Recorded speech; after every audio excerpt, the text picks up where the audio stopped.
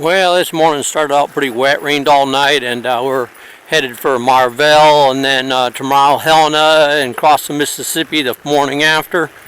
Be in Mississippi a couple days, and then we're into Memphis, Tennessee, on a run for Virginia. So this is going to be sort of a mucky day today. That's quite the view. The White River. Little catfishing boat houses. As big as the Columbia near Portland. Old knothead here. He doesn't like to cross the expansion cracks. I gotta walk him across them. There's a great blue heron. There's a place to load grain onto the river. Yeah, these are the expansion cracks, and this one's open pretty wide. Hampton don't like these. Come on, guy. He'll lead across them, but he won't go on his own. That's a great looking farmhouse. Here's a great display of bird boxes. Some even really old ones. That's great. This is a cotton operation, but doesn't look like they did any this year. He's not nearby. You can see these two boxes with the hydraulics on top. They're the cotton compressor boxes. And then they engage the tires and basically drive away from the bale.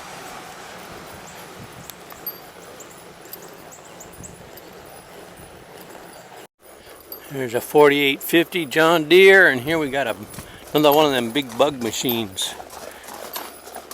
Bug juice. Well, I met John Mayo of the Mayo family farm, and he's telling me that the reason you see corn in the field, it wasn't a bad crop. They already harvested, but when the corn cob, the dry years of corn hit the auger and the harvester, anywhere up to 10 to 12% of the seeds bounce around, scatter, and fall on the ground, and then you see a recrop come from that. And that's what you see in the field, about corn a foot and a half tall or so. It's always nice to talk to farmers and find out what's going on. He says they haven't grown cotton for about 3 years. They're doing soybeans and corn, and they just got their soybeans in yesterday. And then last night this rain struck, so they're pretty lucky on that one.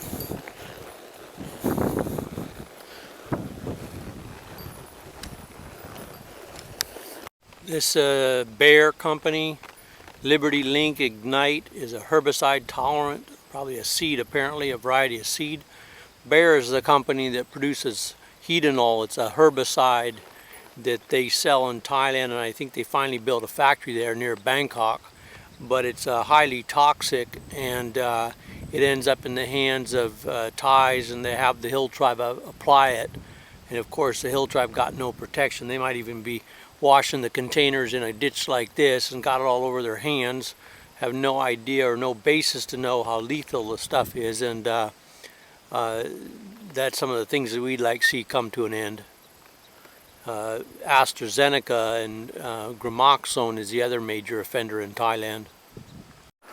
This is a true blue mobile home, but it's been abandoned, probably a worker's home at one time.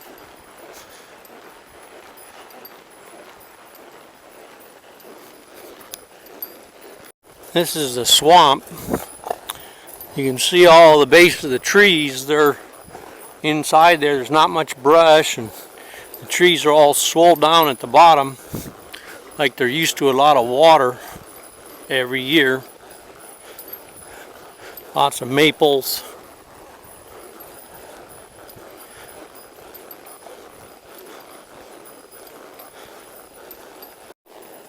Now this is some pretty nice looking cotton. It hasn't been harvested yet.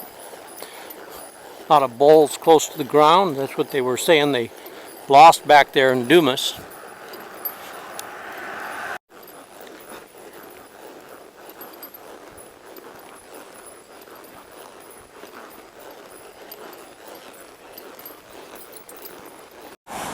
This is the corner that heads to Turner, and there we got an old pioneer type cemetery and an old church.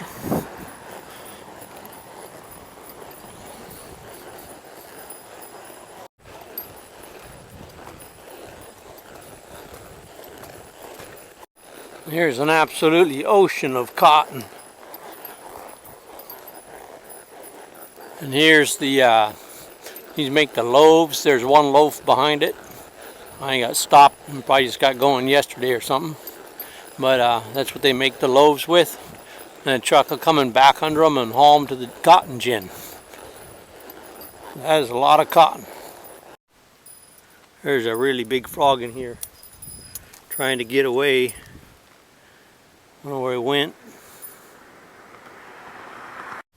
This is an oak forest near the road.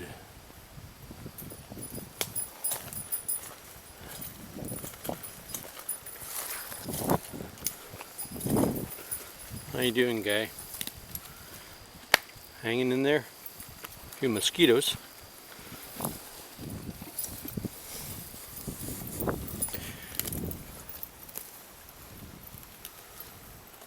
Day's not too bad.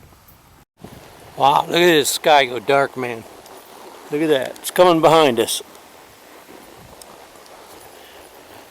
Maybe we'll get to Marvell before it hits us. But it doesn't seem like we'll get much of a chance. Okay, we got a muskrat crossing the road.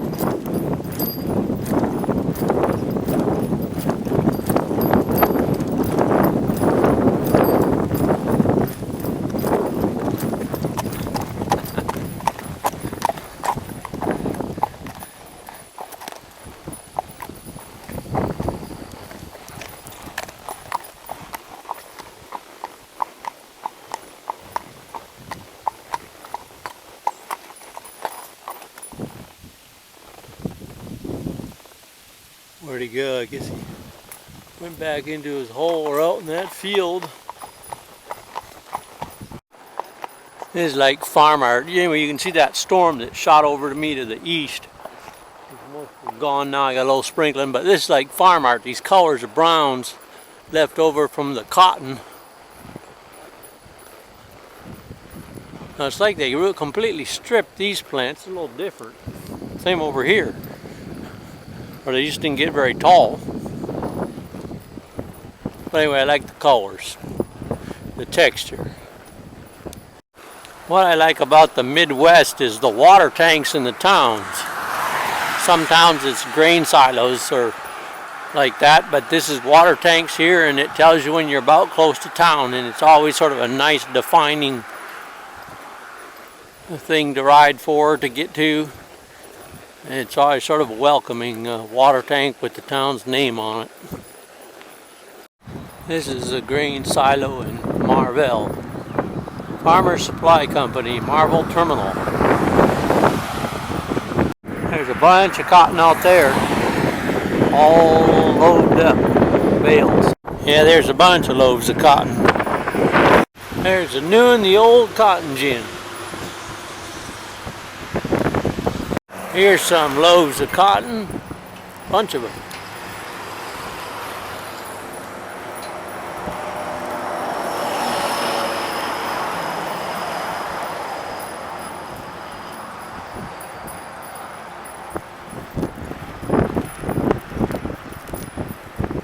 You want to know how cotton ends up where it ends up in your shirt?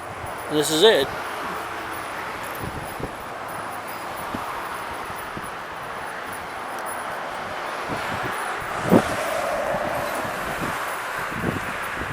This is the high school. That's the elementary. Where are the windows, you know?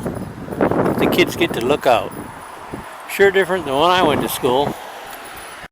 The back alley of Marvell. Lady at Ford's Grocery let us put Hampton up here. It's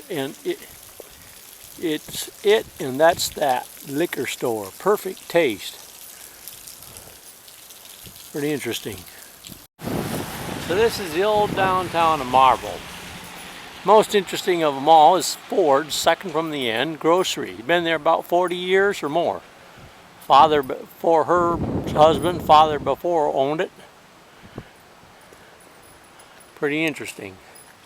Little bit of life left in an old downtown. The people that imagine this and build it are mostly gone.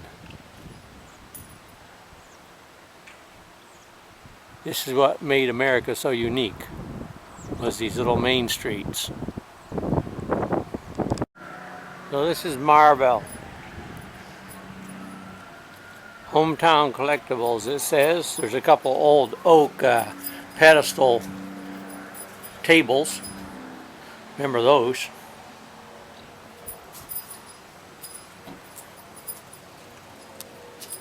It's sad to see these places gone.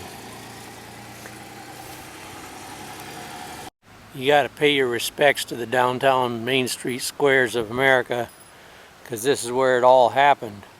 Big old lawn here. Probably parades down here one time.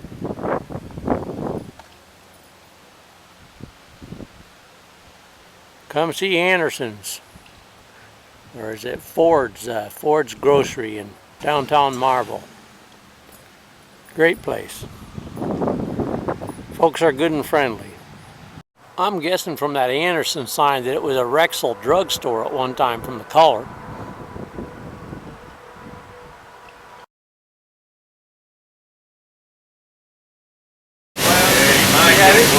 That's okay. So these are the cotton gins. Right. The cotton comes over from the other side, and you reclaim some of the fiber. The cotton comes in right here, drops into a hot air line, fed into this machine here. This machine's where we regulate the amount of cotton coming into the gin itself. Okay, so this just wrote it. Then from there it goes on the floor up into this pipe, which is another hot air pipe, right? Goes into this incline stick machine that takes some of the larger chunks of trash and stuff out. When from there it goes overhead, this just takes a little bit more of the larger chunks of trash out. These feeders condition it, separate the blocks out to where it falls into the gin stand. The bottom part here is the gin stand. That's where it separates. So down the bottom is where you separate the seed.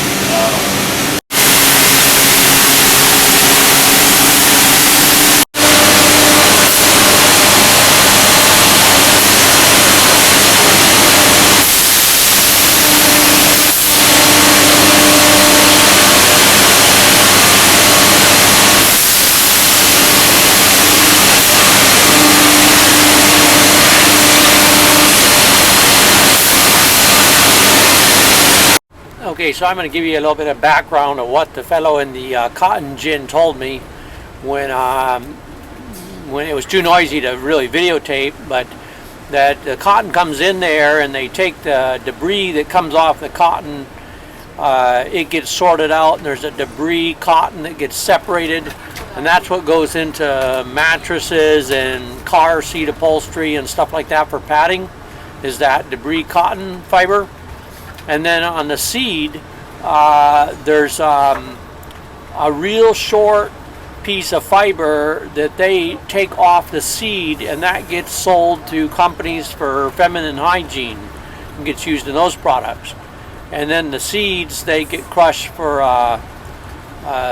cottonseed oil, which has a real high boiling temperature, higher than some other oils, so it gets used for cooking, I suppose, and things like that. So those are some of the things that go on. They have this big steel box that they press the cotton into after they've taken the seeds out, and when they get 500 pounds in that mold, then the mold rotates and they separate out the bale while the other side is getting filled again, and then it shows you the bale getting strapped, and the whole system starts over again.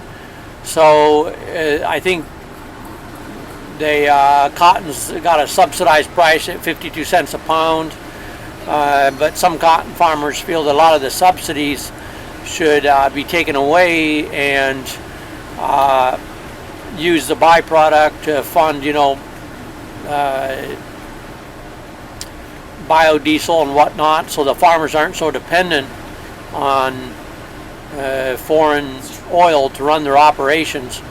But apparently about 3/4 of the cotton is shipped overseas to China and places where it gets made into cloth and then gets sent back. So those jobs are also lost. And I think the cotton industry, from what I was told, is in decline generally. A lot of the old gins are shut down and so forth. So anyway, it was a chance to get in a cotton gin. They got all these gins separating the cotton from the seeds, and it's a pretty high speed operation now. Must have been at least 10 of those gins in there, and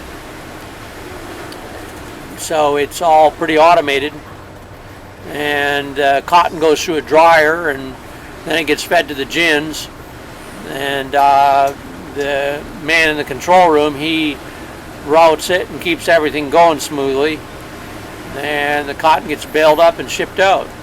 So it's really interesting to finally get in the cotton gin, and they gave me some cotton that I brought back for Michu so that she could use her Aka spindle and get practiced up on it, so we make a video about that for people that want an Aka spindle and know how to use it.